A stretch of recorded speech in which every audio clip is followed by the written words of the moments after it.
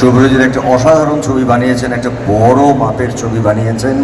কারণ বঙ্কিমবাবুর উপন্যাস নিয়ে কাজ করা খুব কঠিন, কারণ ওনারা যে কোনো উপন্যাস, যে কোনো আমরা পড়েছি ছোটোবেলার থেকে, সেটা ভীষণভাবে একটা বড় স্প্যানের, একটা বড় মাত্রা, সেটা সিনেমা করা।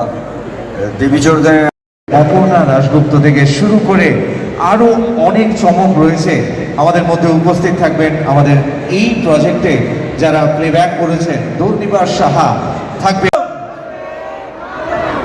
Really creates a patriotic feeling যখন এত ভালো অডিয়েন্স আমাদের মধ্যে আছেন। আর শব্দ নয়, সত্যি এন্টায়ার টিমকে আমরা পেয়েছি, তার সাথে সাথে আমাদের এসে উপস্থিত হয়েছেন। একটা জোরে হাততালি চাইবো এন্টায়ার টিমের মধ্যে, সবাই মিলে একসাথে একটু জোরে হাততালি চেয়ে নেব। আমি রিকোয়েস্ট করব, যে ট্র্যাকটা একটু আগে হলো দুর্গমগিরি, আমাদের টাইটেল ট্র্যাক,